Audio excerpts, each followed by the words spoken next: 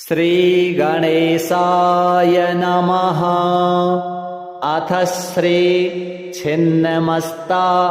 अष्टोत्तरशतनाम स्तोत्रम्। श्रीपार्वत्युवाच नाम्नां सहस्रमं परमं छिन्नमस्ता प्रियं शुभं कथितं भवता शम्भो सद्यः शत्रुनिकृन्तनां।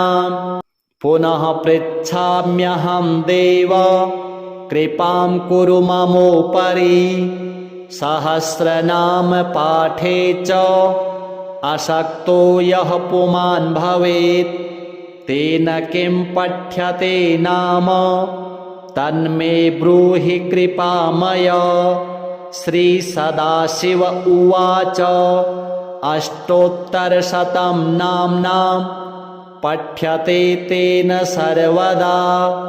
सहस्रनाम पाठस्य फलं प्राप्नोति निश्चितम्। ॐ छिन्नमस्ता महाविद्या महाभीमा महोदरी चण्डेश्वरी चण्डमाता चण्डमुण्डप्रभञ्जिनी महाचण्डा चण्डरूपा चण्डिका चण्डखण्डिनी क्रोधिनी क्रोधजननी क्रोधरूपा कुहूकला कोपातुरा कोपयुता कोपसंहारकारिणी वज्रवैरोचनी वज्रा वज्रकल्पा च डाकिनी डाकिनी कर्म निरता डाकिनी कर्म पूजिता डाकिनी संग निरता डाकिनी प्रेम पूरिता खट्वांगधारिणी खरवा खड्ग खप्पर धारिणी प्रेतासना प्रेतयुता प्रेतसंग विहारिणी छिन्नमुण्डधरा छिन्न चण्डविद्या च चित्रिणी घोररूपा घोरदृष्ट घोररावा घनोवरी योगिनी योगनिरता जपयज्ञपरायणा योनिचक्रमयी योनिचक्रप्रवर्तिनी योनिमुद्रा योनिगम्या योनियन्त्रनिवासिनी यन्त्ररूपा यन्त्रमयी यन्त्रेशी यन्त्रपूजिता कीर्त्या कपर्दिनी काली कंकाली कलकारिणी आरक्तारक्तनयना रक्तपानपरायणा भवानी भूतिदा भूतिर्भूतिदात्री च भैरवी भैरवाचारनिरता भूतभैरवसेविता भीमा भीमेश्वरी देवी भीमनादपरायणा भवाराध्या भवनुता भवसागरतारिणी भद्रकाली भद्रतनुर्भद्ररूपा च भद्रिका भद्ररूपा महाभद्रा सुभद्रा भद्रपालिनी शुभव्या भव्यवदना सुमुखी सिद्धसेविता सिद्धिदा सिद्धिनिवहा सिद्धा सिद्धनिसेविता शुभदा शुभगा शुद्धा शुद्धसत्त्वा शुभावहा श्रेष्ठा दृष्टिमयी देवी दृष्टिसंहारकारिणी सर्वाणी सर्वगा सर्वा सर्वमंगलकारिणी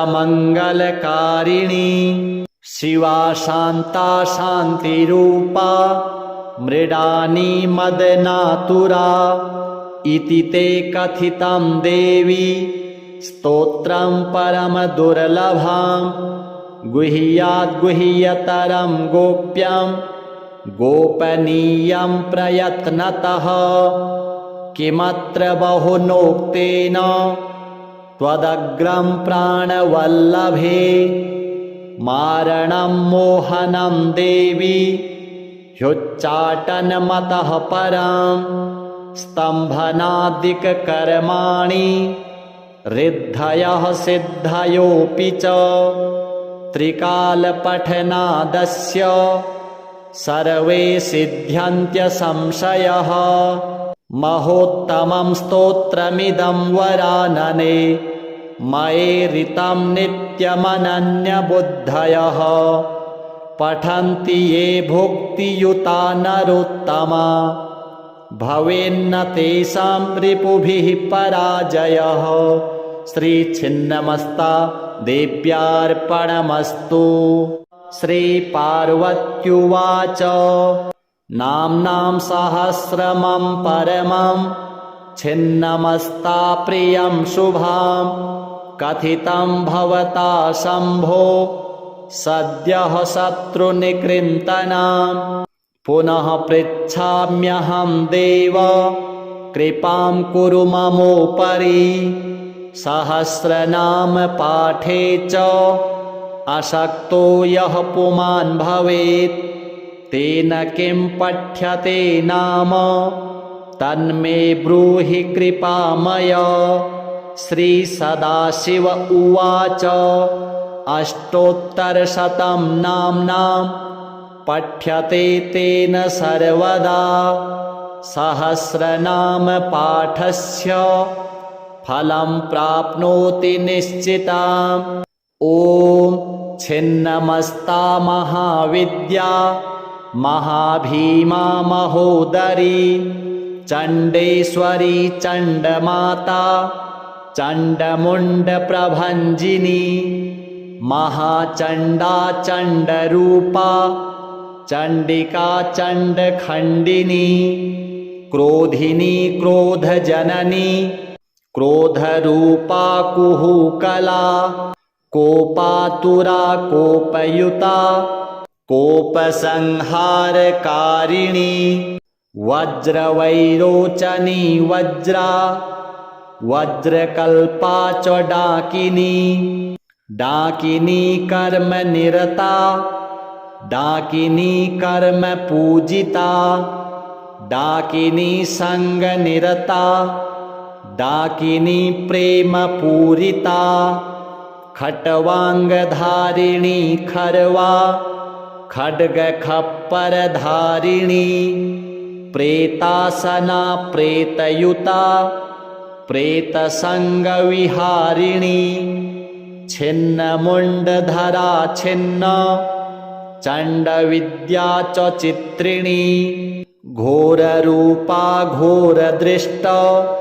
घोररावा घनोवरी योगिनी योगनिरता जपयज्ञपरायणा योनिचक्रमयी योनिचक्रप्रवर्तिनी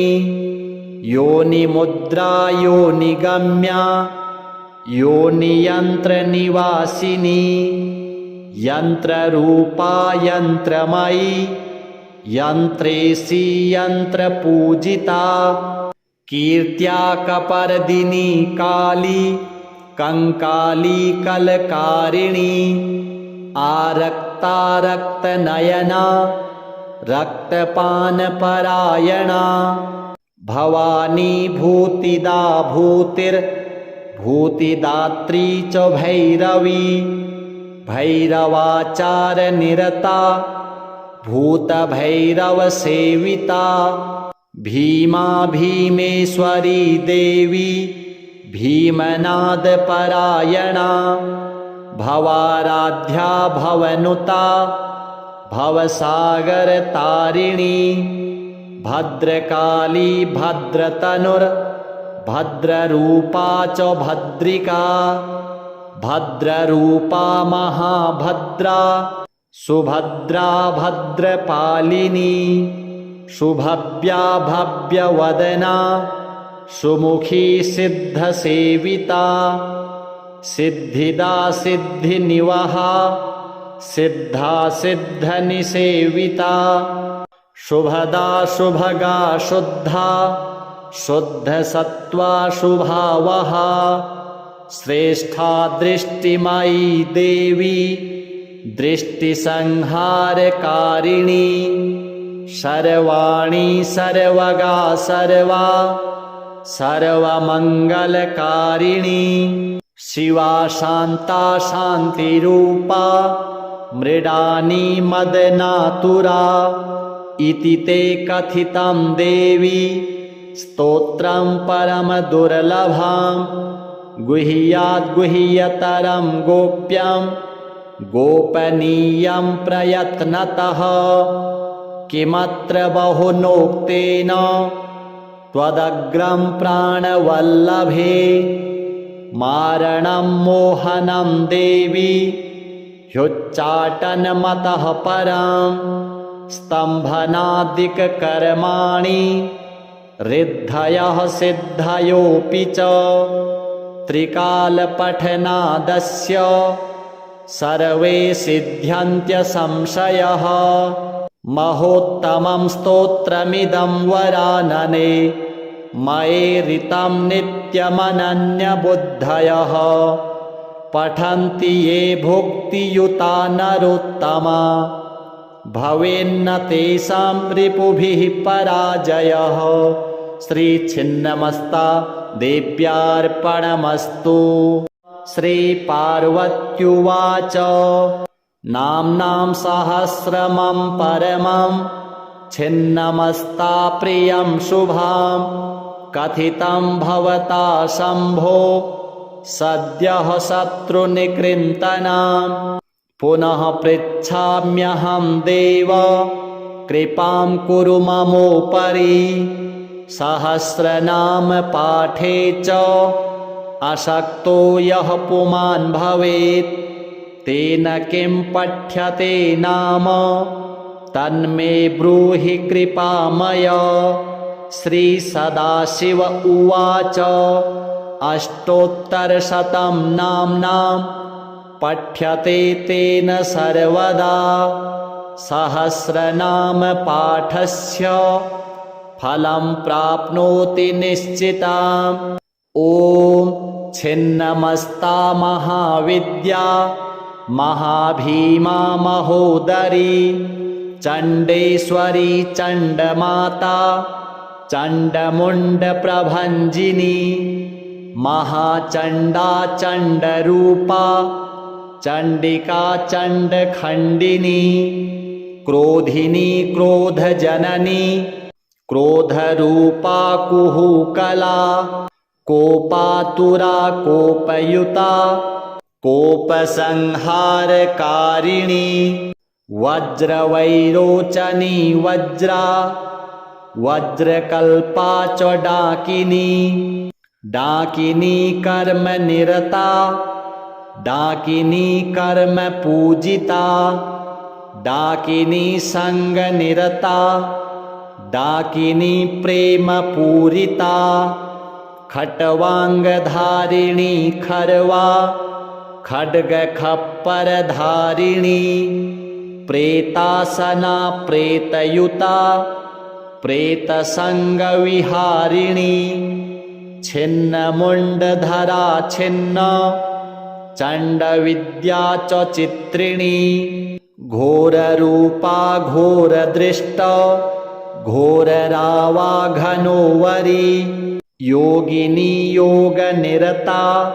जपयज्ञपरायणा योनिचक्रमयी योनिचक्रप्रवर्तिनी योनिमुद्रा योनिगम्या योनियन्त्रनिवासिनी यन्त्ररूपा यन्त्रमयी यन्त्रेशी यन्त्रपूजिता कीर्त्या कपर्दिनी काली कंकाली कलकारिणी आरक्ता रक्तनयना रक्तपानपरायणा भवानी भूतिदा भूतिदात्री च भैरवी भैरवाचारनिरता भूतभैरवसेविता भीमा भीमेश्वरी देवी भीमनादपरायणा भवाराध्या भवनुता भवसागरतारिणी भद्रकाली भद्रतनुर्भद्ररूपा च भद्रिका भद्ररूपा महाभद्रा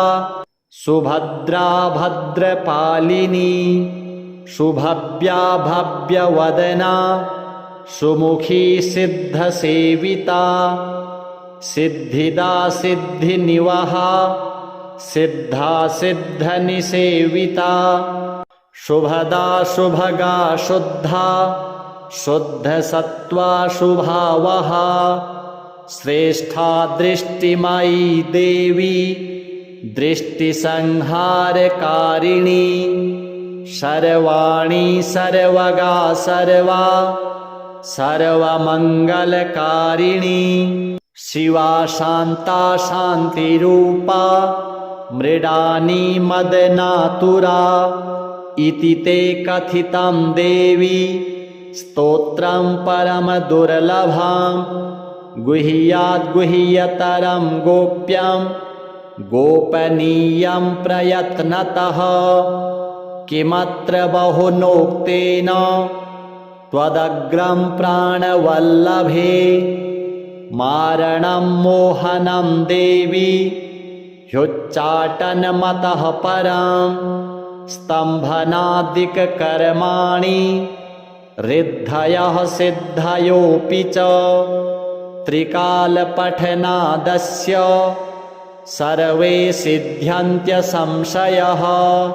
महोत्तमं स्तोत्रमिदं वरानने मयेरितं नित्यमनन्यबुद्धयः पठन्ति ये भुक्तियुता नरोत्तमा भवेन्न तेषां रिपुभिः पराजयः श्रीछिन्नमस्ता देव्यार्पणमस्तु। श्रीपार्वत्युवाच नाम्नां सहस्रमं परमं छिन्नमस्ता प्रियं शुभां कथितं भवता शम्भो सद्यः शत्रुनिकृन्तनां पुनः पृच्छाम्यहं देव कृपां कुरु ममोपरि सहस्रनाम पाठे च अशक्तो यः पुमान् भवेत् तेन किं पठ्यते नाम तन्मे ब्रूहि कृपामय। श्रीसदाशिव उवाच अष्टोत्तरशतं नाम्नां पठ्यते तेन सर्वदा सहस्रनाम पाठस्य फलं प्राप्नोति निश्चिताम्। ॐ छिन्नमस्ता महाविद्या महाभीमा महोदरी चण्डेश्वरी चण्डमाता चण्डमुण्डप्रभञ्जिनी महाचण्डा चण्डरूपा चण्डिका चण्डखण्डिनी क्रोधिनी क्रोधजननी क्रोधरूपा कुहूकला कोपातुरा कोपयुता कोपसंहारकारिणी वज्रवैरोचनी वज्रा वज्रकल्पा च डाकिनी डाकिनी कर्मनिरता डाकिनी कर्म पूजिता डाकिनी संगनिरता डाकिनी प्रेम पूरिता खट्वांगधारिणी खरवा खड्गखप्परधारिणी प्रेतासना प्रेतयुता प्रेतसंगविहारिणी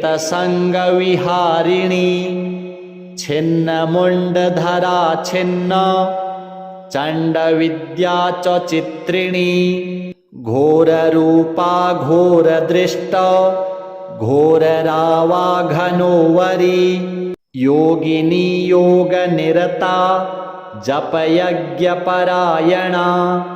योनिचक्रमयी योनिचक्रप्रवर्तिनी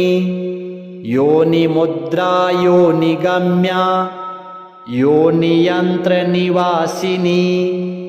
यन्त्ररूपा यन्त्रमयी यन्त्रेशी यन्त्रपूजिता कीर्त्या कपर्दिनी काली कंकाली कलकारिणी आरक्तारक्तनयना रक्तपानपरायणा भवानी भूतिदा भूतिर्भूतिदात्री च भैरवी भैरवाचारनिरता भूतभैरवसेविता भीमा भीमेश्वरी देवी भीमनादपरायणा भवाराध्या भवनुता भवसागरतारिणी भद्रकाली भद्रतनुर्भद्ररूपा च भद्रिका भद्ररूपा महाभद्रा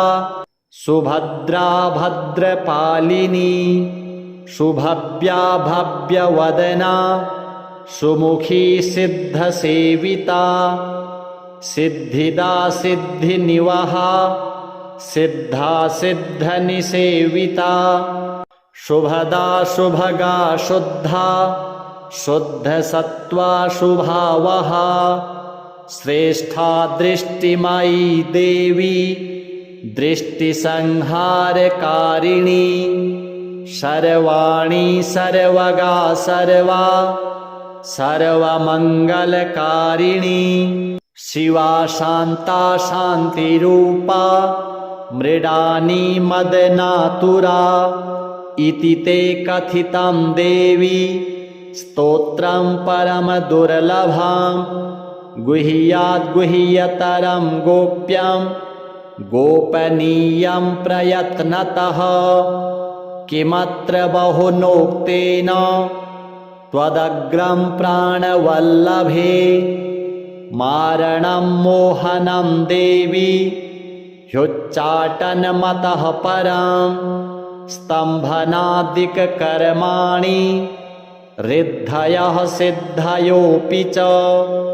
त्रिकालपठनादस्य सर्वे सिद्ध्यन्त्यसंशयः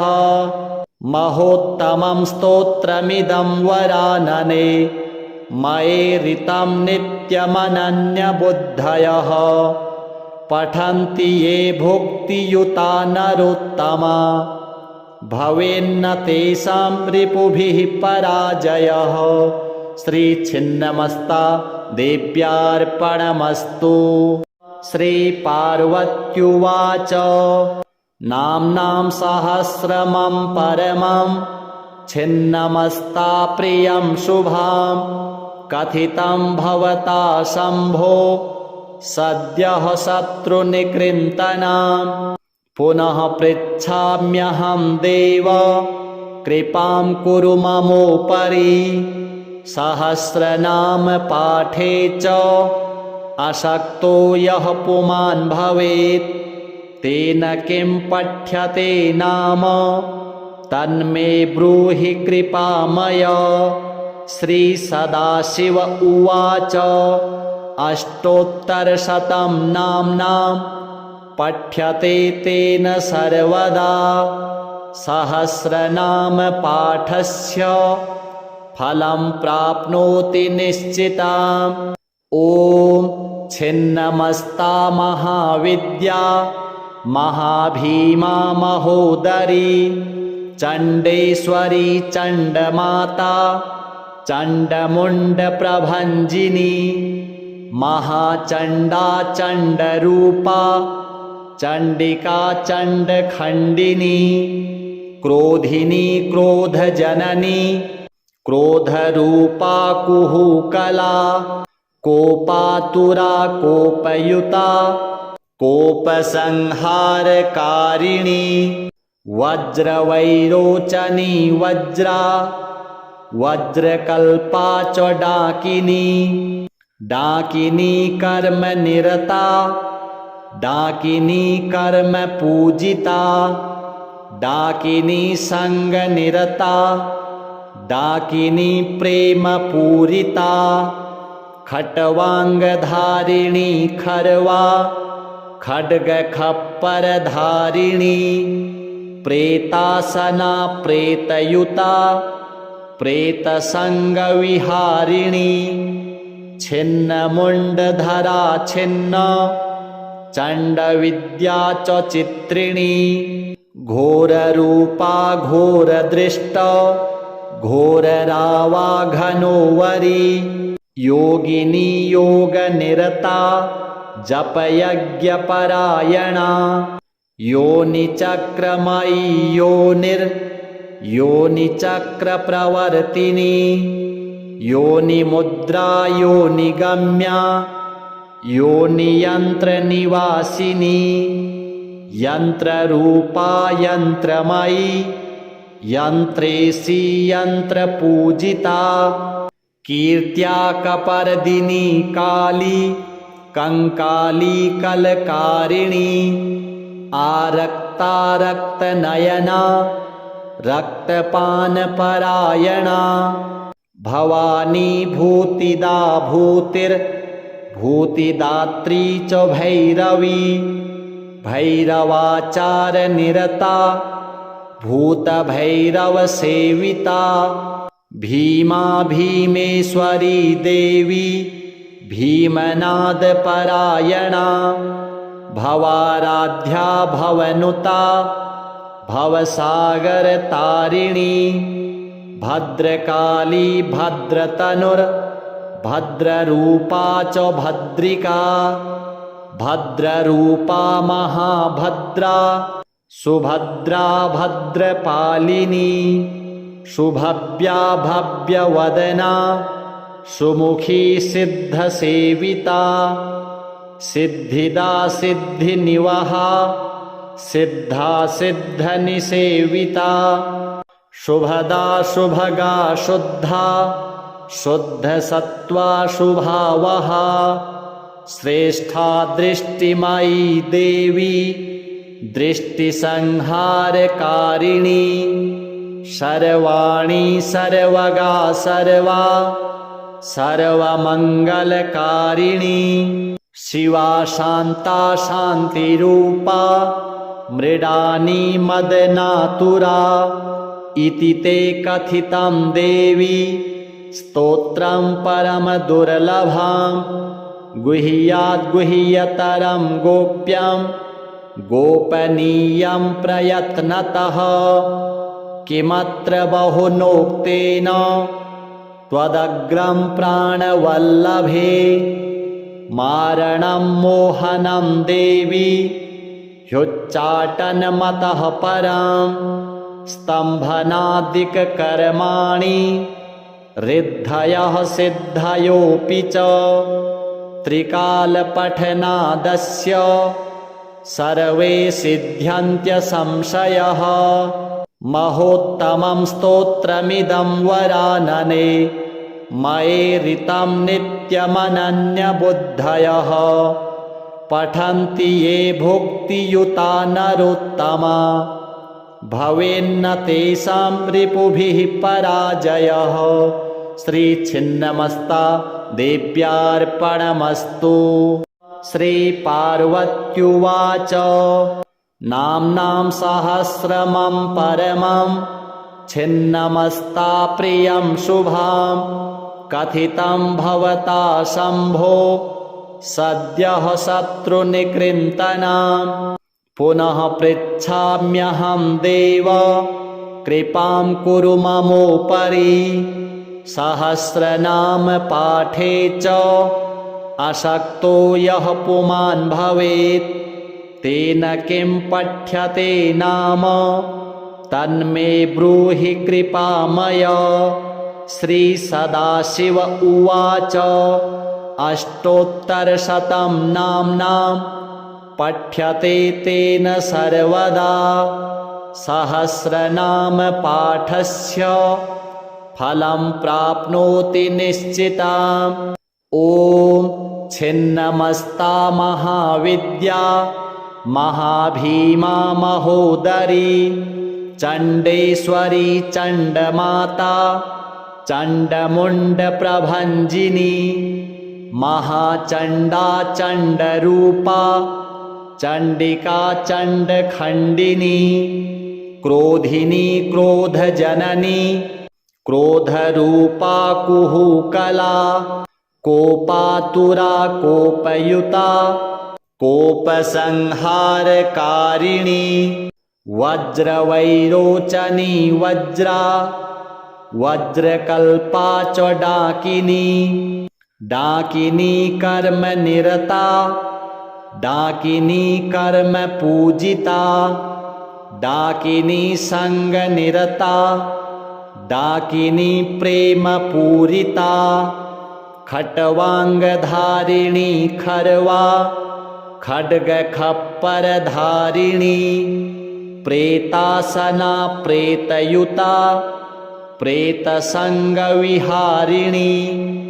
छिन्नमुण्डधरा छिन्न चण्डविद्या च चित्रिणी घोररूपा घोरदृष्ट घोररावाघनोवरी योगिनी योगनिरता जपयज्ञपरायणा योनिचक्रमयी योनिचक्रप्रवर्तिनी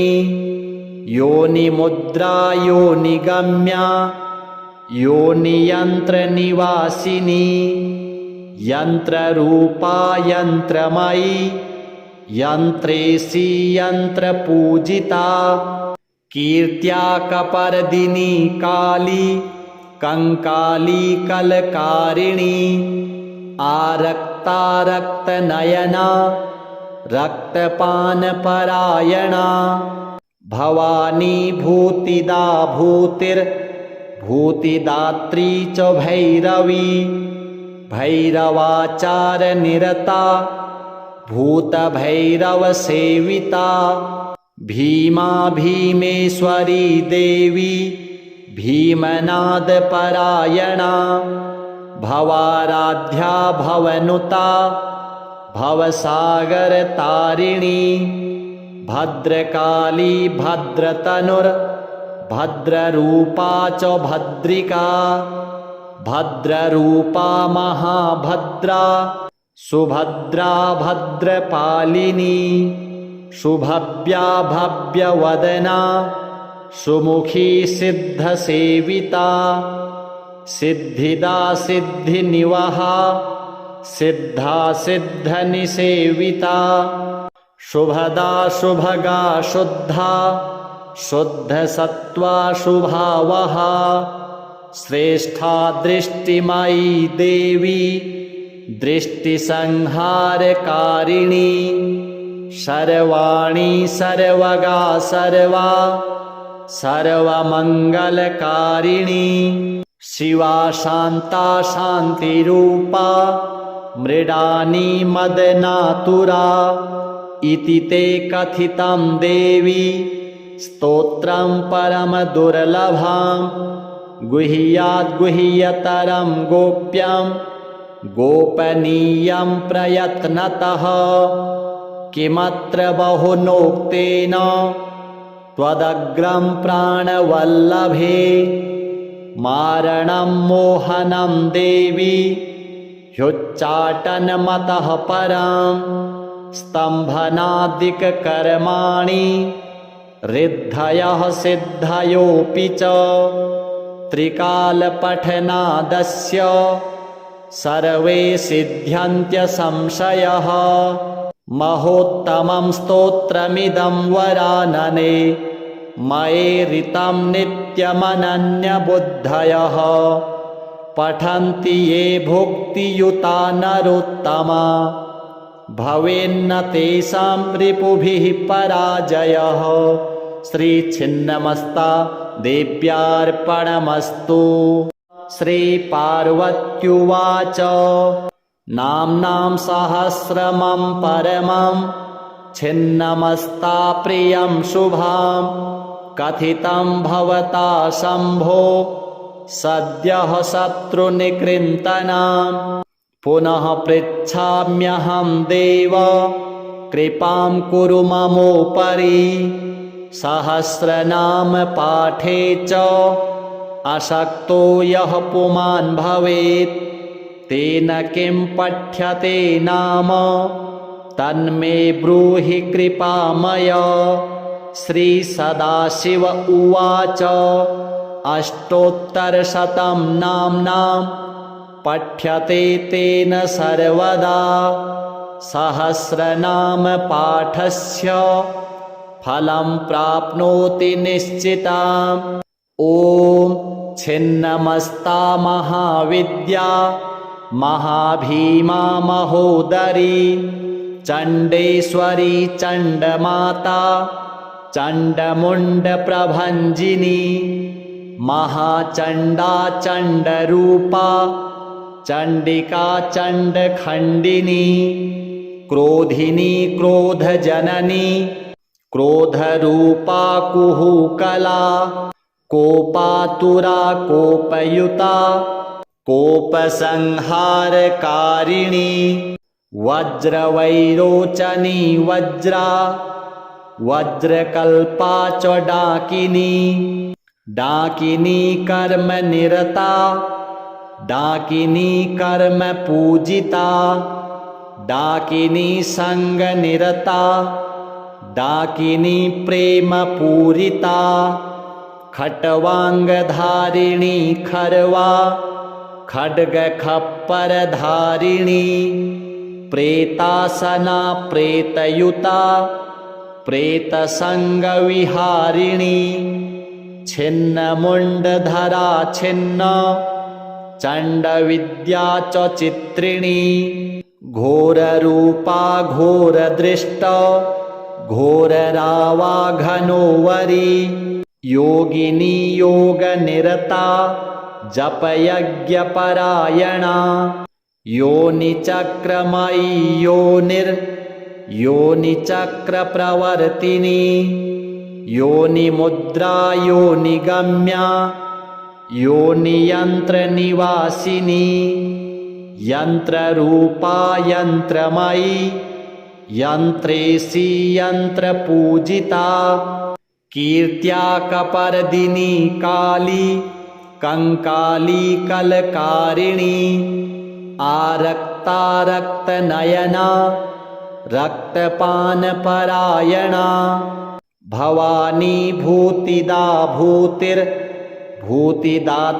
च भैरवी भैरवाचारनिरता भूतभैरवसेविता भीमा भीमेश्वरी देवी भीमनादपरायणा भवाराध्या भवनुता भवसागरतारिणी भद्रकाली भद्रतनुर्भद्ररूपा च भद्रिका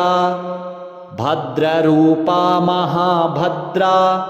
सुभद्रा भद्रपालिनी शुभव्या भव्यवदना सुमुखी सिद्धसेविता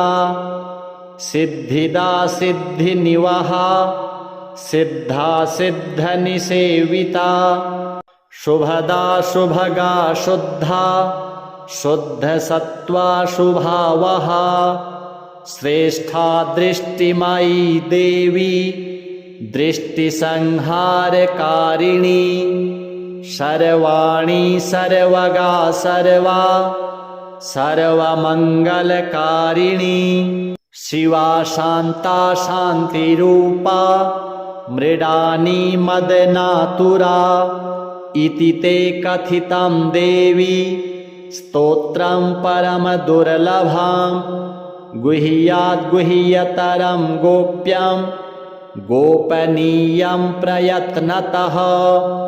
किमत्र बहुनोक्तेन त्वदग्रं प्राणवल्लभे मारणं मोहनं देवी ह्युच्चाटनमतः परं स्तम्भनादिककर्माणि ऋद्धयः सिद्धयोऽपि च त्रिकालपठनादस्य सर्वे सिद्ध्यन्त्यसंशयः महोत्तमं स्तोत्रमिदं वरानने मयेरितं नित्यमनन्यबुद्धयः पठन्ति ये भुक्तियुता नरोत्तमा भवेन्न तेषां रिपुभिः पराजयः। श्रीछिन्नमस्ता देव्यार्पणमस्तु। श्रीपार्वत्युवाच नाम्नां सहस्रमं परमं छिन्नमस्ता प्रियं शुभां कथितं भवता शम्भो सद्यः शत्रुनिकृन्तनां पुनः पृच्छाम्यहं देव कृपां कुरु ममोपरि सहस्रनाम पाठे च अशक्तो यः पुमान् भवेत् तेन किं पठ्यते नाम तन्मे ब्रूहि कृपामय। श्रीसदाशिव उवाच अष्टोत्तरशतं नाम्नां पठ्यते तेन सर्वदा सहस्रनाम पाठस्य फलं प्राप्नोति निश्चिताम्। ॐ छिन्नमस्ता महाविद्या महाभीमा महोदरी चण्डेश्वरी चण्डमाता चण्डमुण्डप्रभञ्जिनी महाचण्डा चण्डरूपा चण्डिका चण्डखण्डिनी क्रोधिनी क्रोधजननी क्रोधरूपा कुहूकला कोपातुरा कोपयुता कोपसंहारकारिणी वज्रवैरोचनी वज्रा वज्रकल्पा च डाकिनी डाकिनी कर्मनिरता डाकिनी कर्म पूजिता डाकिनी संगनिरता डाकिनी प्रेम पूरिता खट्वांगधारिणी खरवा खड्ग खप्परधारिणी प्रेतासना प्रेतयुता प्रेतसंगविहारिणी छिन्नमुण्डधरा छिन्न चण्डविद्या च चित्रिणी घोररूपा घोरदृष्ट घोररावाघनोवरी योगिनी योगनिरता जपयज्ञपरायणा योनिचक्रमयी योनिचक्रप्रवर्तिनी योनिमुद्रा योनिगम्या योनियन्त्रनिवासिनी यन्त्ररूपा यन्त्रमयी यन्त्रेशी यन्त्रपूजिता कीर्त्या कपर्दिनी काली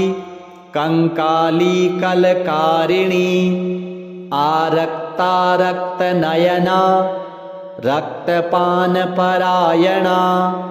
भवानी भूतिदा भूतिर्भूतिदात्री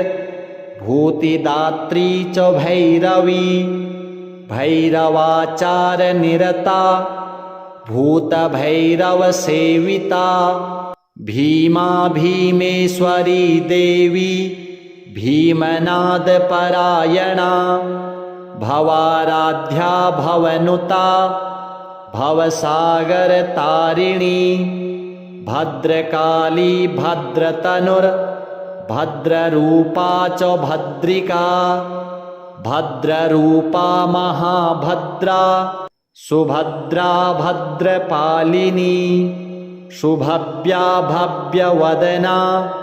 सुमुखी सिद्धसेविता सिद्धिदा सिद्धिनिवहा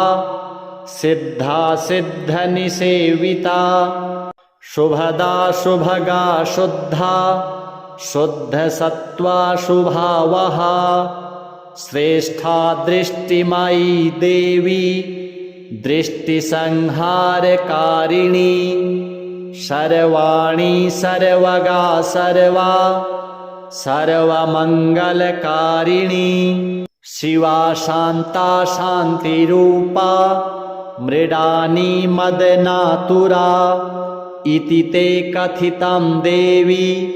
स्तोत्रं परमदुर्लभं गुह्याद्गुह्यतरं गोप्यं गोपनीयं प्रयत्नतः किमत्र बहुनोक्तेन त्वदग्रं प्राणवल्लभे मारणं मोहनं देवी ह्युच्चाटनमतः परं स्तम्भनादिककर्माणि रिद्धयः सिद्धयोऽपि च त्रिकालपठनादस्य सर्वे सिद्ध्यन्त्यसंशयः महोत्तमं स्तोत्रमिदं वरानने मयेरितं नित्यमनन्यबुद्धयः पठन्ति ये भुक्तियुता नरोत्तमा भवेन्न तेषां रिपुभिः पराजयः। श्रीछिन्नमस्ता देव्यार्पणमस्तु। श्रीपार्वत्युवाच नाम्नां सहस्रमं परमं छिन्नमस्ता प्रियं शुभां कथितं भवता शम्भो सद्यः शत्रुनिकृन्तनां पुनः पृच्छाम्यहं देव कृपां कुरु ममोपरि सहस्रनाम पाठे च अशक्तो यः पुमान् भवेत् तेन किं पठ्यते नाम तन्मे ब्रूहि कृपामय। श्रीसदाशिव उवाच अष्टोत्तरशतं नाम्नां पठ्यते तेन सर्वदा सहस्रनाम पाठस्य फलं प्राप्नोति निश्चिताम्। ॐ छिन्नमस्ता महाविद्या महाभीमा महोदरी चण्डेश्वरी चण्डमाता चण्डमुण्डप्रभञ्जिनी महाचण्डा चण्डरूपा चण्डिका चण्डखण्डिनी क्रोधिनी क्रोधजननी क्रोधरूपा कुहूकला कोपातुरा कोपयुता कोपसंहारकारिणी वज्रवैरोचनी वज्रा वज्रकल्पा च डाकिनी डाकिनी कर्मनिरता डाकिनी कर्म पूजिता डाकिनी संगनिरता डाकिनी प्रेम पूरिता खट्वांगधारिणी खरवा खड्गखप्परधारिणी प्रेतासना प्रेतयुता प्रेतसंगविहारिणी छिन्नमुण्डधरा छिन्न चण्डविद्या च चित्रिणी घोररूपा घोरदृष्ट घोररावाघनोवरी योगिनी योगनिरता जपयज्ञपरायणा योनिचक्रमयी योनिचक्रप्रवर्तिनी योनिमुद्रा योनिगम्या योनियन्त्रनिवासिनी यन्त्ररूपा यन्त्रमयी यन्त्रेशी यन्त्रपूजिता कीर्त्या कपर्दिनी काली कंकाली कलकारिणी आरक्तारक्तनयना रक्तपानपरायणा भवानी भूतिदा भूतिर्भूतिदात्री च भैरवी भैरवाचारनिरता भूतभैरवसेविता भीमा भीमेश्वरी देवी भीमनादपरायणा भवाराध्या भवनुता भवसागरतारिणी भद्रकाली भद्रतनुर्भद्ररूपा च भद्रिका भद्ररूपा महाभद्रा सुभद्रा भद्रपालिनी शुभव्या भव्यवदना सुमुखी सिद्धसेविता सिद्धिदा सिद्धिनिवहा सिद्धा सिद्धनिसेविता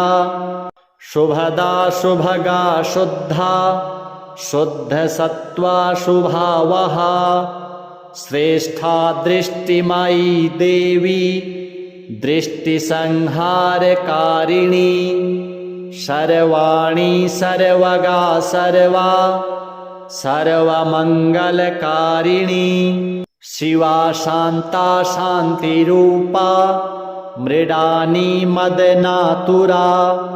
इति ते कथितं देवी स्तोत्रं परमदुर्लभं गुह्याद्गुह्यतरं गोप्यं गोपनीयं प्रयत्नतः किमत्र बहुनोक्तेन त्वदग्रं प्राणवल्लभे मारणं मोहनं देवी ह्युच्चाटनमतः परं स्तम्भनादिककर्माणि रिद्धयः सिद्धयोऽपि च त्रिकालपठनादस्य सर्वे सिद्ध्यन्त्यसंशयः महोत्तमं स्तोत्रमिदं वरानने मयेरितं नित्यमनन्यबुद्धयः पठन्ति ये भुक्तियुता नरोत्तमा भवेन्न तेषां रिपुभिः पराजयः श्रीछिन्नमस्ता देव्यार्पणमस्तु। श्रीपार्वत्युवाच नाम्नां सहस्रमं परमं छिन्नमस्ता प्रियं शुभां कथितं भवता शम्भो सद्यः शत्रुनिकृन्तनां पुनः पृच्छाम्यहं देव कृपां कुरु ममोपरि सहस्रनाम पाठे च अशक्तो यः पुमान् भवेत् तेन किं पठ्यते नाम तन्मे ब्रूहि कृपामय। श्रीसदाशिव उवाच अष्टोत्तरशतं नाम्नां पठ्यते तेन सर्वदा सहस्रनाम पाठस्य फलं प्राप्नोति निश्चिताम्। ॐ छिन्नमस्ता महाविद्या महाभीमा महोदरी चण्डेश्वरी चण्डमाता चण्डमुण्डप्रभञ्जिनी महाचण्डा चण्डरूपा चण्डिका चण्डखण्डिनी क्रोधिनी क्रोधजननी क्रोधरूपा कुहूकला कोपातुरा कोपयुता कोपसंहारकारिणी वज्रवैरोचनी वज्रा वज्रकल्पा च डाकिनी डाकिनी कर्मनिरता डाकिनी कर्म पूजिता डाकिनी संगनिरता डाकिनी प्रेम पूरिता खट्वांगधारिणी खरवा खड्ग खप्परधारिणी प्रेतासना प्रेतयुता प्रेतसंगविहारिणी छिन्नमुण्डधरा छिन्न चण्डविद्या च चित्रिणी घोररूपा घोरदृष्ट घोररावाघनोवरी योगिनी योगनिरता जपयज्ञपरायणा योनिचक्रमयी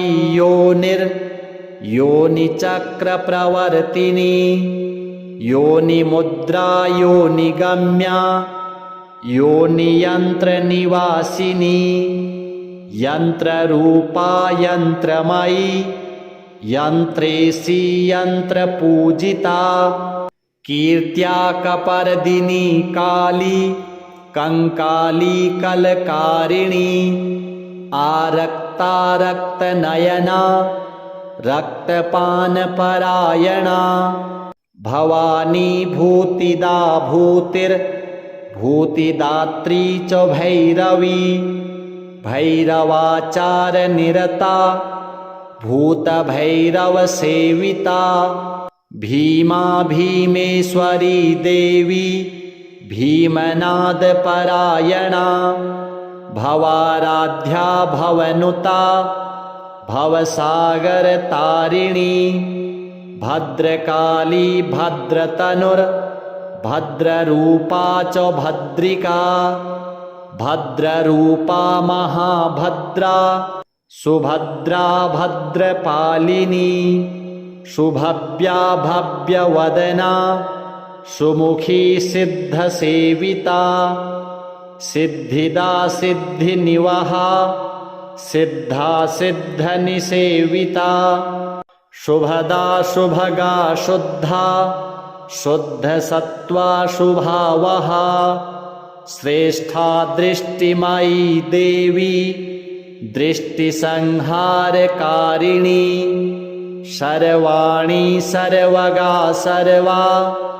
सर्वमङ्गलकारिणी शिवा शान्ता शान्तिरूपा मृडानी मदनातुरा इति ते कथितं देवी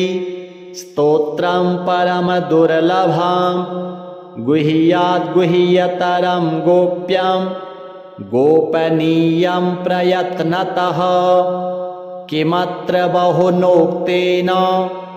त्वदग्रं प्राणवल्लभे मारणं मोहनं देवी ह्युच्चाटनमतः परं स्तम्भनादिककर्माणि रिद्धयः सिद्धयोऽपि च त्रिकालपठनादस्य सर्वे सिद्ध्यन्त्यसंशयः महोत्तमं स्तोत्रमिदं वरानने मयेरितं नित्यमनन्यबुद्धयः पठन्ति ये भुक्तियुता नरोत्तमा भवेन्न तेषां रिपुभिः पराजयः श्रीछिन्नमस्ता देव्यार्पणमस्तु। श्रीपार्वत्युवाच नाम्नां सहस्रमं परमं छिन्नमस्ता प्रियं शुभां कथितं भवता शम्भो सद्यः शत्रुनिकृन्तनां पुनः पृच्छाम्यहं देव कृपां कुरु ममोपरि सहस्रनाम पाठे च अशक्तो यः पुमान् भवेत् तेन किं पठ्यते नाम तन्मे ब्रूहि कृपामय। श्रीसदाशिव उवाच अष्टोत्तरशतं नाम्नां पठ्यते तेन सर्वदा सहस्रनाम पाठस्य फलं प्राप्नोति निश्चिताम्। ॐ छिन्नमस्ता महाविद्या महाभीमा महोदरी चण्डेश्वरी चण्डमाता चण्डमुण्डप्रभञ्जिनी महाचण्डा चण्डरूपा चण्डिका चण्डखण्डिनी क्रोधिनी क्रोधजननी क्रोधरूपा कुहूकला कोपातुरा कोपयुता कोपसंहारकारिणी वज्रवैरोचनी वज्रा वज्रकल्पा च डाकिनी डाकिनी कर्मनिरता डाकिनी कर्म पूजिता डाकिनी संगनिरता डाकिनी प्रेम पूरिता खट्वांगधारिणी खरवा खड्ग खप्पर धारिणी प्रेतासना प्रेतयुता प्रेतसंगविहारिणी छिन्नमुण्डधरा छिन्न चण्डविद्या च चित्रिणी घोररूपा घोरदृष्ट घोररावाघनोवरी योगिनी योगनिरता जपयज्ञपरायणा योनिचक्रमयी योनिचक्रप्रवर्तिनी योनिमुद्रा योनिगम्या योनियन्त्रनिवासिनी यन्त्ररूपा यन्त्रमयी यन्त्रेशी यन्त्रपूजिता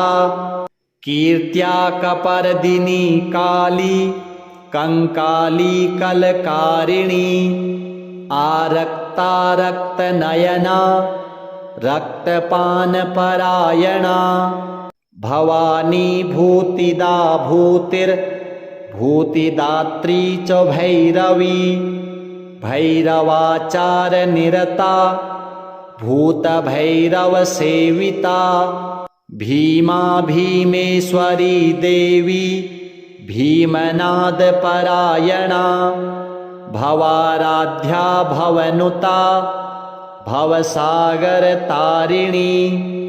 भद्रकाली भद्रतनुर्भद्ररूपा च भद्रिका भद्ररूपा महाभद्रा सुभद्रा भद्रपालिनी शुभव्या भव्यवदना सुमुखी सिद्धसेविता सिद्धिदा सिद्धिनिवहा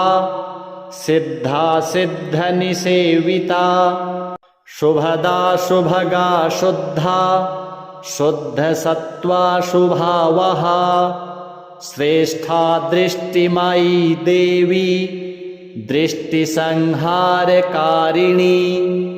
सर्वाणि सर्वगा सर्वा सर्वमङ्गलकारिणी शिवा शान्ता शान्तिरूपा मृडानी मदनातुरा इति ते कथितं देवी स्तोत्रं परमदुर्लभं गुह्याद्गुह्यतरं गोप्यं गोपनीयं प्रयत्नतः किमत्र बहुनोक्तेन त्वदग्रं प्राणवल्लभे मारणं मोहनं देवी ह्युच्चाटनमतः परं स्तम्भनादिककर्माणि रिद्धयः सिद्धयोऽपि च त्रिकालपठनादस्य सर्वे सिद्ध्यन्त्यसंशयः महोत्तमं स्तोत्रमिदं वरानने मयेरितं नित्यमनन्यबुद्धयः पठन्ति ये भुक्तियुता नरोत्तमा भवेन्न तेषां रिपुभिः पराजयः। श्रीछिन्नमस्ता देव्यार्पणमस्तु।